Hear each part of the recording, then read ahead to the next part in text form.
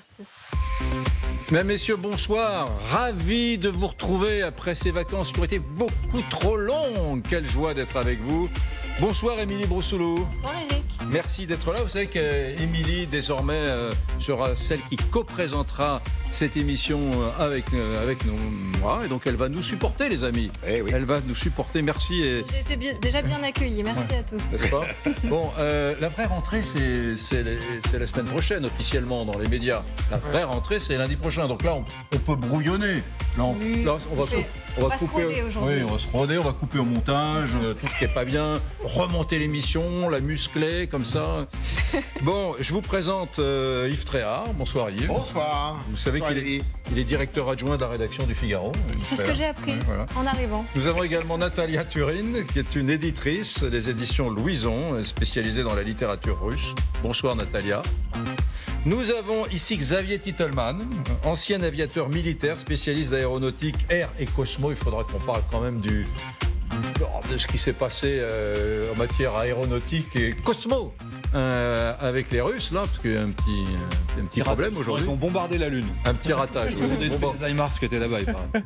Nous sommes avec le général Bernard Norlin, ancien commandant de la force aérienne de combat, encore un aviateur. Alors bonsoir. Eh bien oui, tout à fait. Et nous avons avec nous un journaliste franco-américain, Gallagher Fenwick, grand reporter spécialiste des questions internationales. Bonsoir. Bonsoir Gallagher. Merci d'être avec nous. Et voici maintenant, mesdames, messieurs, soyez vigilants, le menu de l'incroyable, de la remarquable, de la sublimissime soirée que nous allons passer ensemble. Le menu.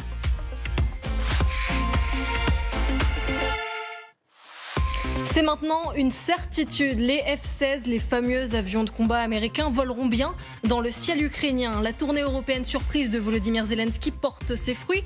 Après une visite aux Pays-Bas et au Danemark, Volodymyr Zelensky vient d'atterrir en Grèce. Le pays propose à son tour de former des pilotes ukrainiens.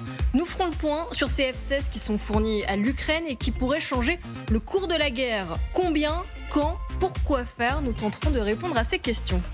Nous partirons aussi en Russie. Des millions de Russes sont en ce moment même en vacances et on apprend que certains parents, Eric, ont décidé d'envoyer leurs enfants dans des colonies de vacances un peu spéciales. Oui, on a même le sentiment parfois que on se passe du consentement des parents. Il faudra qu'on interviewe d'ailleurs notre correspondant à Moscou, Jérôme Garot, qui sera avec nous. Mais c'est des espèces de colonies de vacances qui font penser à Staline, où on apprend aux enfants à surveiller la Volga, les fleuves, les rivières, regarder, noter les passages des bateaux. Bref, ce sont des camps patriotiques qui ne sont pas sans rappeler ceux de l'époque soviétique. On en parlera avec vous, Natalia Turine. Mais on verra que le patriotisme, c'est la priorité de Vladimir Poutine. Et vous le verrez donc à travers un reportage édifiant, vous le verrez, de Jérôme Garot qui est sur place.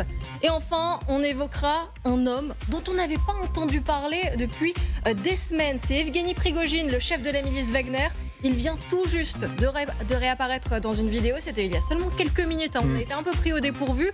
Elle est présentée comme la première depuis le putsch avorté fin juin, vous vous en souvenez forcément, et elle a été tournée en Afrique, vous verrez que ce n'est pas un hasard. Incroyable, non mais incroyable. Donc Prigojine, alors que nous préparons cette émission, Prigojine réapparaît. On va utiliser quand même tous les conditionnels nécessaires, mais nos services en ce moment même sont en train de vérifier cette vidéo. Bon, ça a l'air d'être du solide et du sérieux quand même. On vous montrera tout cela dans les prochaines minutes et une autre vidéo absolument extraordinaire. Vous verrez tout à l'heure de soldats russes qui rentrent du front, qui vont prendre un peu de repos à Moscou et qui se disent on n'en peut plus dans le métro de Moscou. La population nous crache dessus, nous insulte, en tout cas est tout à fait hostile quand elle nous voit en uniforme de soldat. Ben voilà, ça c'est quand même un élément d'information assez nouveau et on ne se privera pas de vous montrer cette vidéo dans quelques instants. On fait une petite page de pub, voilà. La seule et la dernière. Voilà, page de réclame, la seule et la dernière, car après on est ensemble pour 2 heures, sans pub et sans interruption. À tout de suite.